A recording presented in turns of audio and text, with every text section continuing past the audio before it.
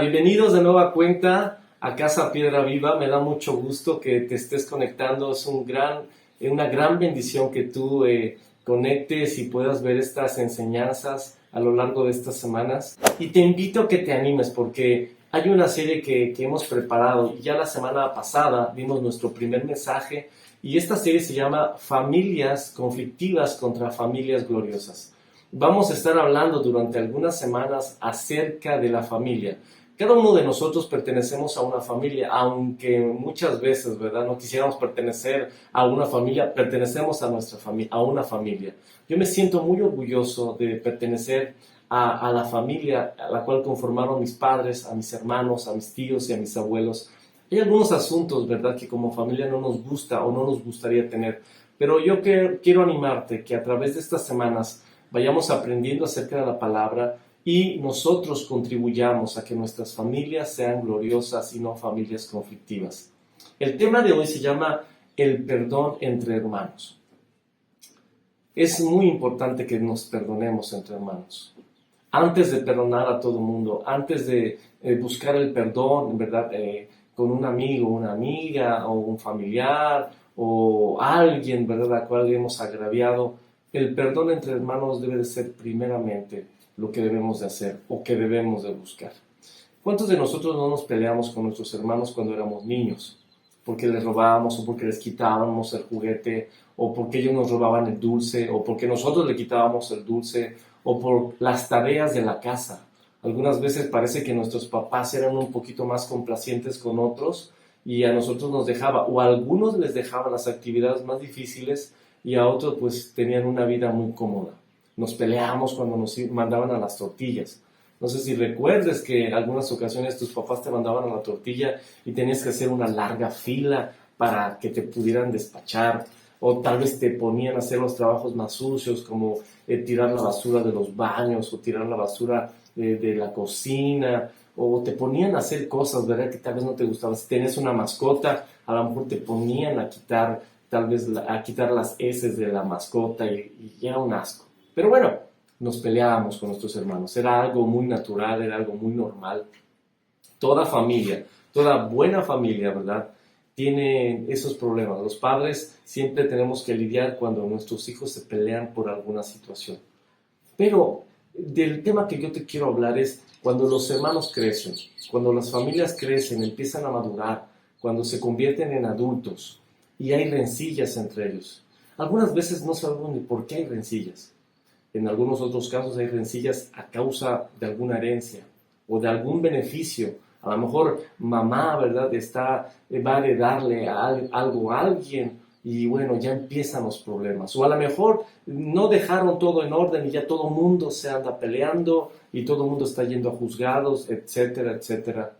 O se pelean por situaciones que muchas veces no tienen que ver con ellos. A lo mejor se pelean por familias entre familias, hermanos, ¿verdad?, que se pelean por sus propias familias, o sea, a causa de sus familias. Tal vez no se llevan, ¿verdad?, un miembro de uno de los hermanos con otro miembro, ¿verdad?, de los hermanos, y empiezan a haber rencillas.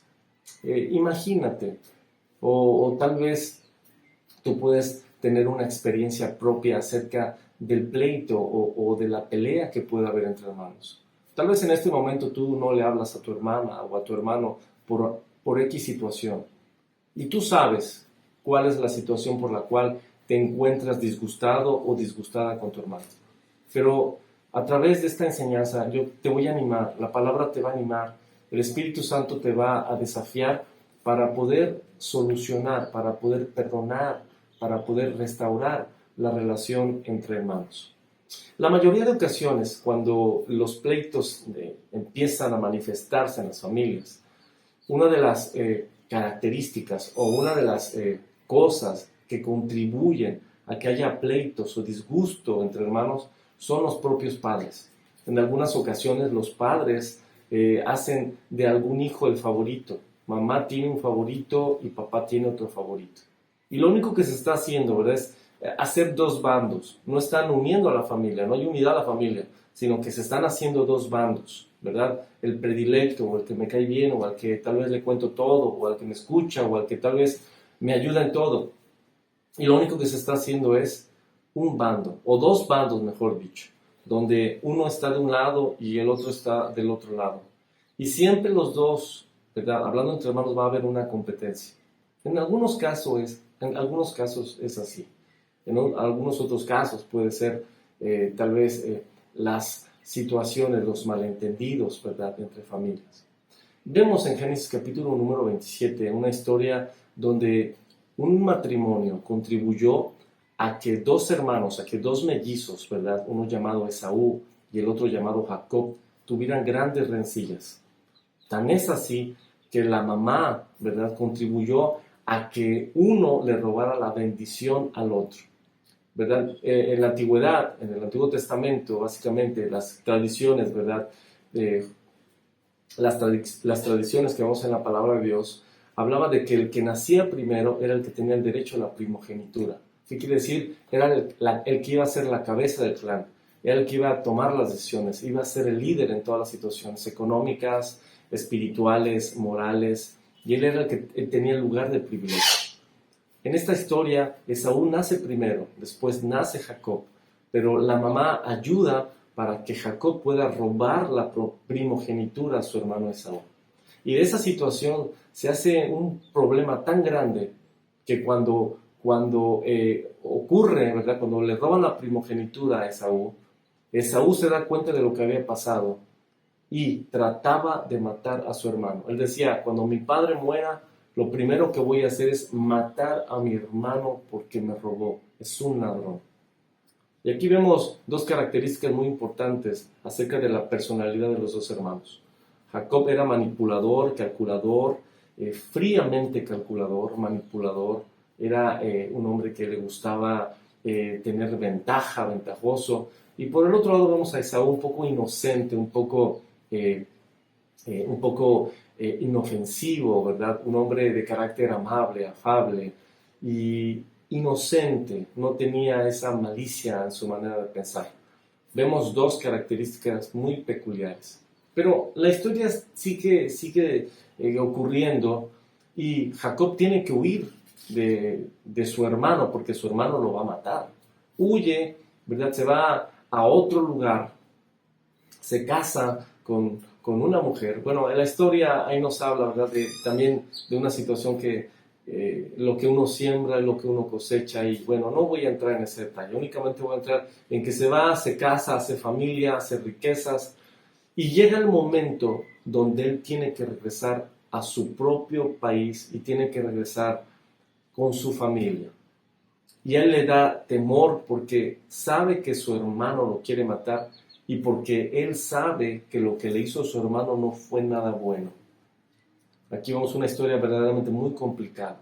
Hay dos hermanos, uno lo tiene atorado en el cuello al otro y lo quiere matar. Si cuando lo vea, lo voy a matar. O sea, el rencor, ¿verdad?, la ira, el enojo de haberse sentido engañado está a flor de piel, y aquí lo que pasa es de que lo quiere matar.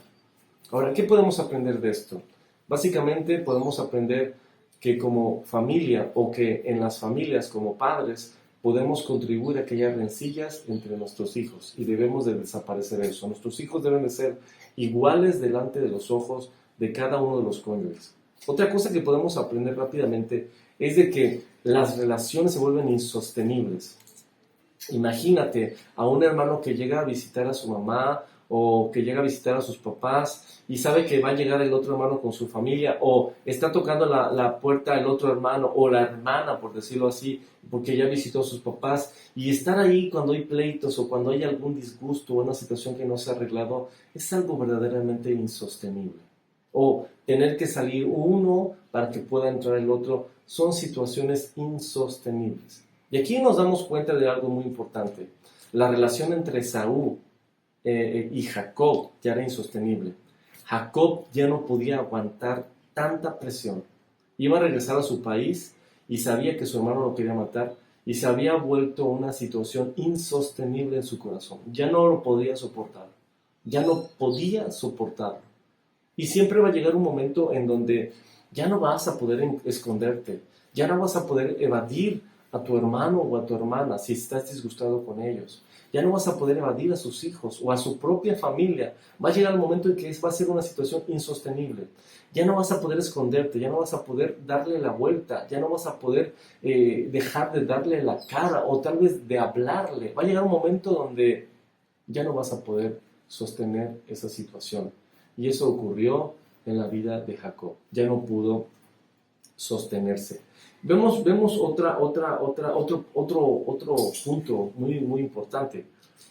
Y vemos que aquí Jacob, ¿verdad?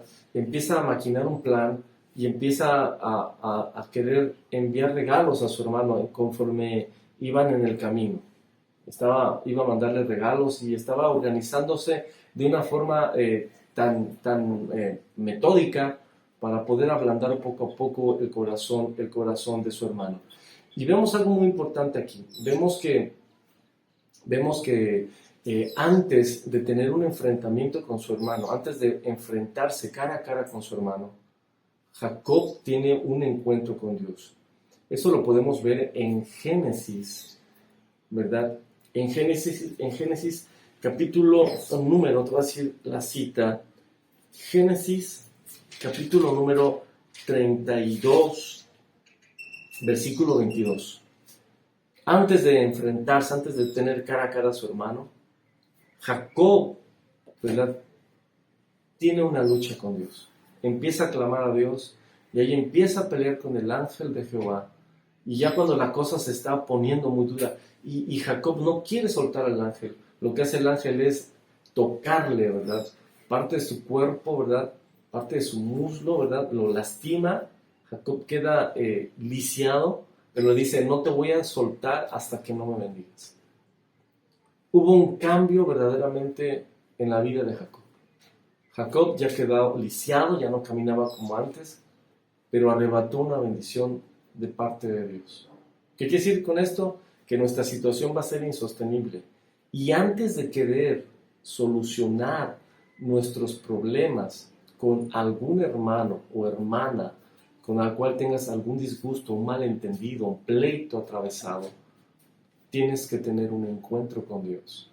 Tienes que ponerte a orar, en pocas palabras. Tienes que buscar el rostro de Dios antes de tener ese encuentro, porque no sabes qué va a pasar. No sabes qué te pueda decir. No sabes qué pueda estar atravesado en su corazón. No sabes tal vez los malentendidos o lo que su corazón traiga.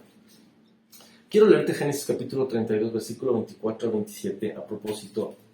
Dice, durante la noche Jacob se levantó y tomó a sus 2 esposas, a sus 2 mujeres esclavas y a sus 11 hijos y cruzó el río Jacob con ellos.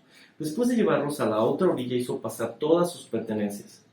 Entonces Jacob se quedó solo en el campamento y llegó un hombre y luchó con él hasta el amanecer.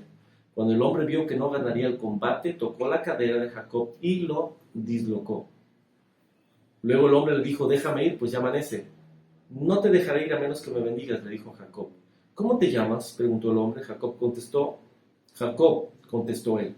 Tu nombre ya no será Jacob, le dijo el hombre. De ahora en adelante serás llamado Israel, porque has luchado con Dios y con los hombres y has vencido. Aquí vemos nuestro primer punto, que yo ya lo decía. El primer punto es de que nada se va a resolver si Dios aún no te ha cambiado.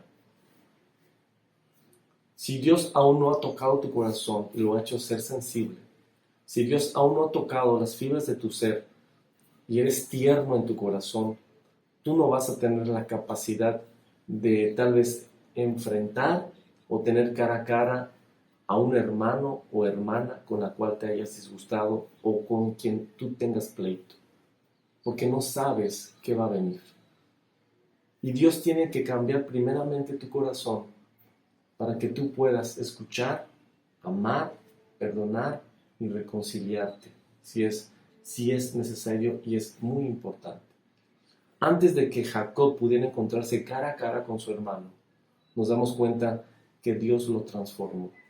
Dice la palabra que le dijo, ahora ya no te vas a llamar Jacob, sino te vas a llamar Israel. Y hoy en día, ¿quién no conoce el nombre Israel?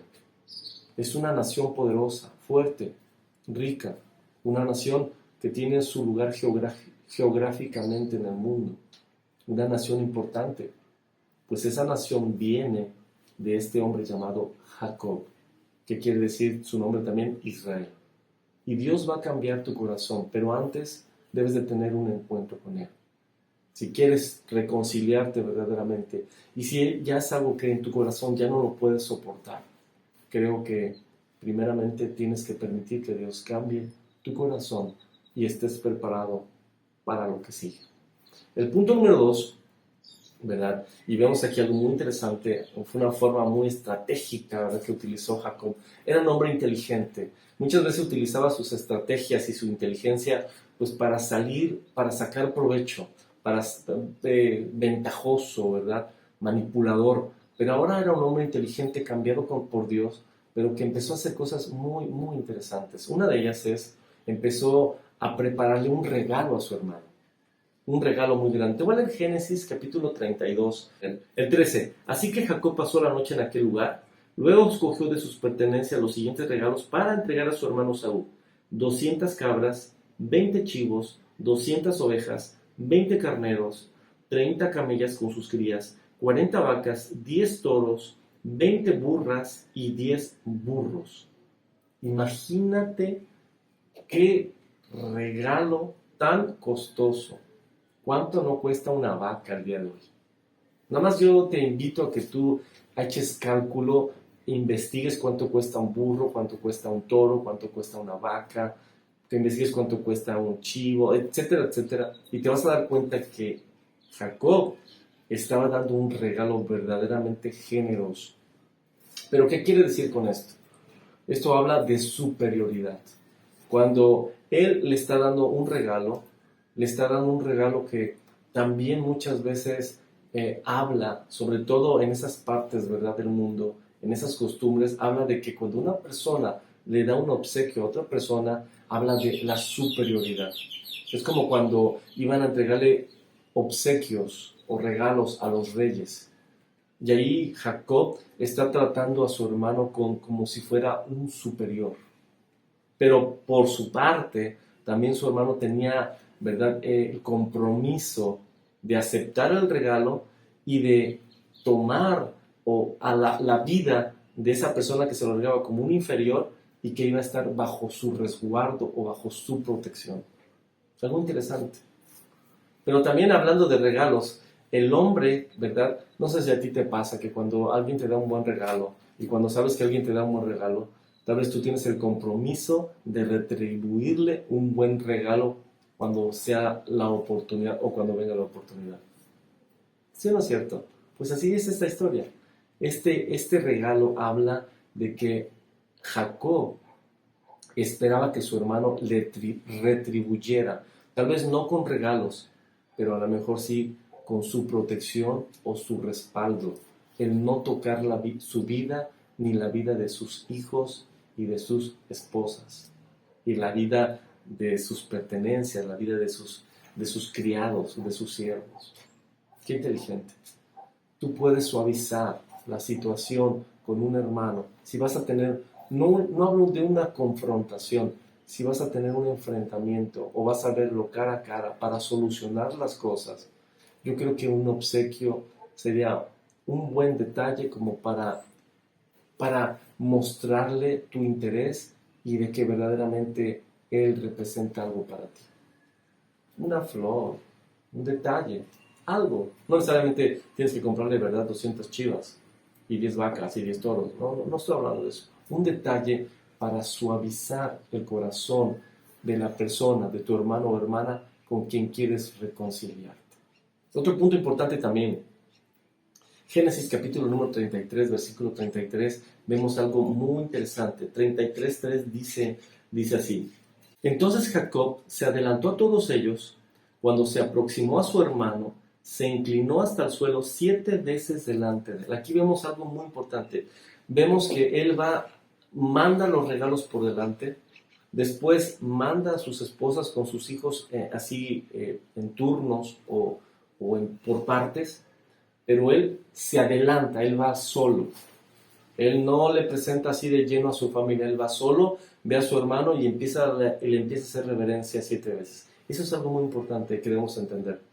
¿Qué quiere decir con esto? Que debemos de abrirnos plenamente.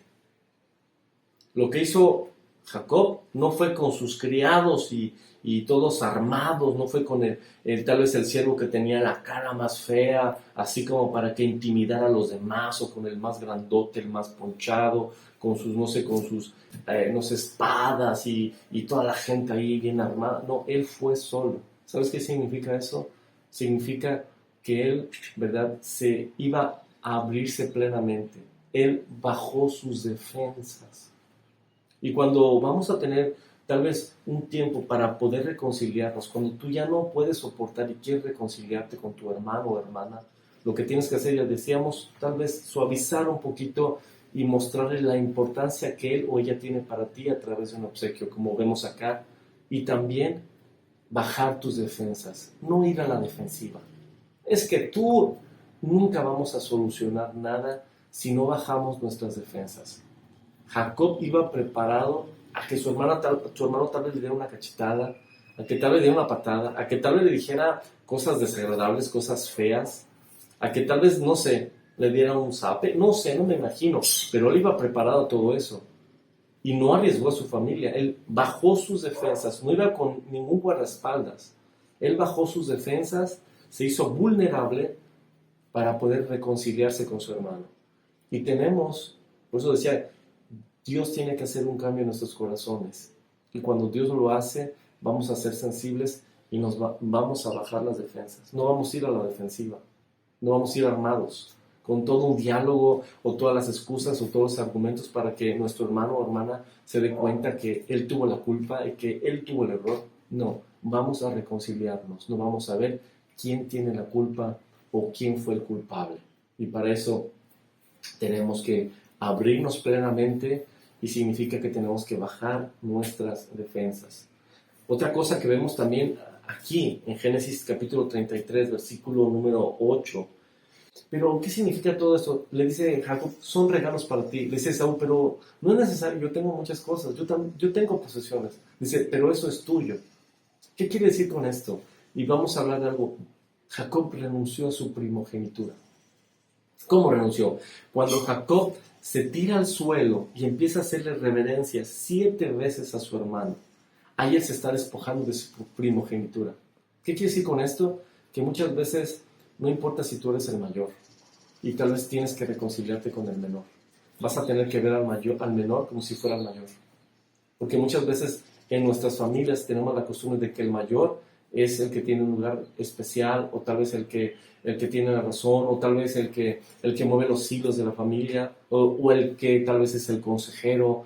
Pero en esta situación nos damos cuenta que Jacob renunció a su primogenitura, esa primogenitura robada, esa primogenitura que él usurpó. Y está diciéndole a su hermano que ahora él es el primogénito. Vemos algo interesante aquí, porque dice la palabra, el versículo número 9. Hermano mío, yo tengo más que suficiente, dijo Esaú. Guarda para ti lo que tienes. No, insistió Jacob. Si he logrado tu favor, te ruego que aceptes este regalo de mi parte. Y qué alivio es ver tu amigable sonrisa. Fíjate qué inteligente era este hombre. Es como ver el rostro de Dios. Fíjate, se está poniendo él como un siervo. Y luego le dice mi Señor.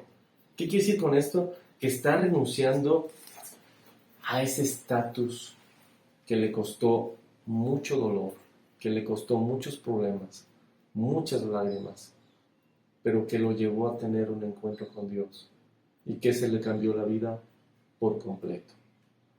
Tenemos que renunciar muchas veces a nosotros mismos si queremos ganar a nuestros hermanos, a mi hermana, a tu hermano, a mi hermano, a mi hermana. Si quieres ganar a tus hermanos, porque hay algún problema entre ustedes, tienes que renunciar a ti mismo y a tus derechos o a lo que tú crees que eres delante de ellos. Jesús renunció a sí mismo para ganarnos a nosotros. Jesús renunció a sí mismo para que no muriéramos y tuviéramos vida eterna. Él renunció a su primogenitura a ese lugar donde es alabado día y noche por toda la eternidad, a sus vestiduras hermosas, a su dominio, y vino a sujetarse, ¿verdad?, a estas leyes terrenales, y vino a sufrir. ¿Por qué? Él renunció a sí mismo para que pudiéramos tener vida abundante. Tenemos que renunciar y seguir el ejemplo de Jesucristo.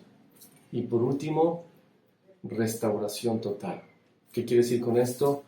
Que Jacob le da parte de sus riquezas, y significaba darle lo que tal vez él le robó en algún otro tiempo, que era la bendición del primogénito. Es algo increíble. ¿Por qué? Porque su riqueza fue dada a Esaú, su hermano. Y aquí vemos, en pocas palabras, una restauración total. Se despoja de su primogenitura Jacob. Dice, ahora tú eres mi Señor. Estoy como si estuviera viendo al Dios. Tu sonrisa amigable. Y cuando él está hablando, estoy viendo como si estuviera viendo a Dios, está dando a entender que ahora él pasa a ser su siervo y no su Señor.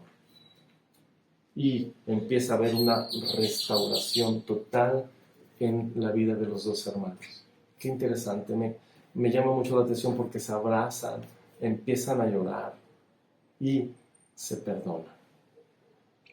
Esos son algunos pasos muy prácticos que tú puedes utilizar para perdonar a tus hermanos, hermana o hermana con quien tengas tal vez algún desacuerdo, algún problema añejo, tal vez a causa, ¿verdad?, de la misma familia, tal vez a causa de un cuñado, de una cuñada, tal vez a causa de los hijos, tal vez a causa del favoritismo de los padres, tal vez a causa de alguna situación financiera, de lo que sea, o de algún malentendido. O tal vez estás en desacuerdo en algunas de las decisiones de tus hermanos, de tu hermano, o tus hermanos. O tal vez fuiste lastimado por un hermano o una hermana. Pero yo estoy completamente seguro que Dios ha tocado tu corazón y que tú has sido transformado para poder reconciliarte con ellos y abrazarlos de nueva cuenta y que haya borrón y cuenta nueva, porque Dios es bueno. Asimismo, hay un versículo bíblico muy importante en la Biblia donde dice que antes de llevar nuestras ofrendas delante de Dios, Mateo 5, 23, 24, capítulo 5, 23, 24, tú búscalo en tu Biblia, te lo voy a parafrasear.